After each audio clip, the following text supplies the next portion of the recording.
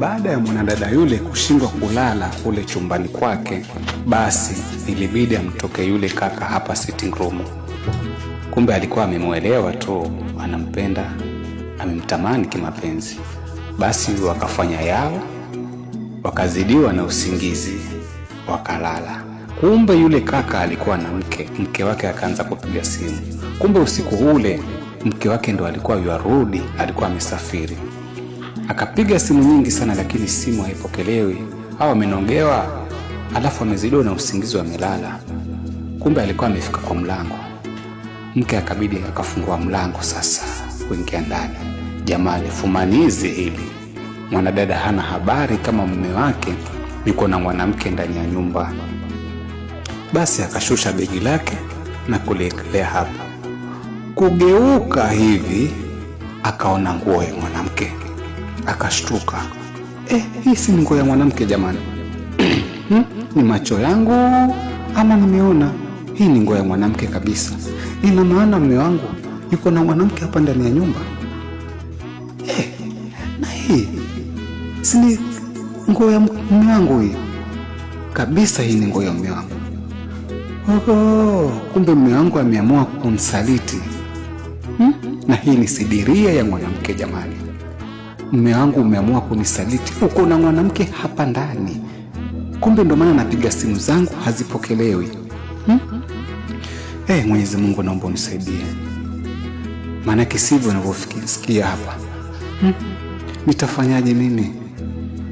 Basi hawana habari. Kumbe mke wake yuko sitting room hapa. Mwenyezi Mungu naomba unisaidie. Nitafanyaje mimi? Jamani, mwanamke sasa huyo akaanza kutapatapa. Amekosa amani kabisa. Acha niingie huko ndani. Kuingia hivi hawa hawana habari sasa jamani. Mwanamke akapita na mlango. Kushtuka hivi mume wake na mwanamke mwingine.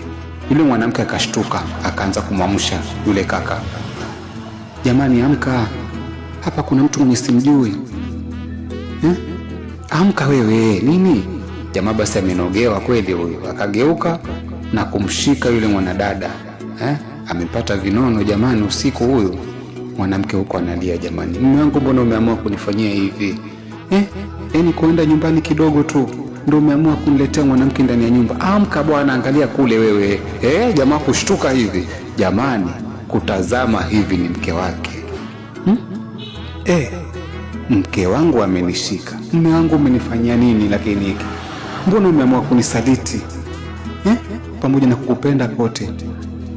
Jamaa akashangaa, nitafanyaje hapa na nimeshikwa jamani? Umeamua kuniletea mwanamke ndani ya nyumba, mume wangu. Dada jamani anatapatapa pale chini. Analia, asante sana mume wangu. Chenye umenifanyia niachilie wewe. Unaona mke wangu amekuja alafu nishika kando huko. Asante mke wangu. Asante mume wangu. Asante. Acha mimi niende. Mke wangu. Jamani, mke wangu anaenda kuangalia simu hivi jamani.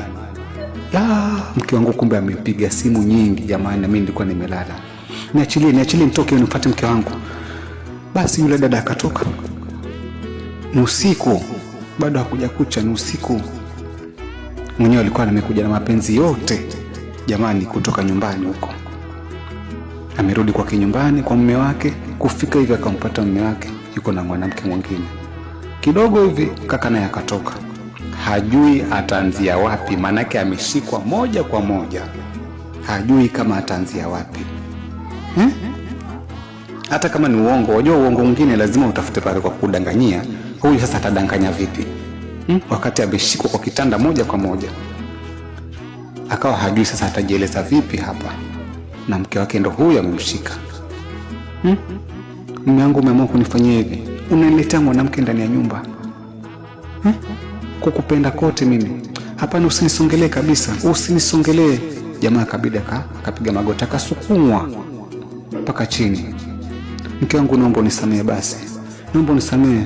Akapigwa mbao moja hapo. Sitaki kabisa ushike mwili wangu.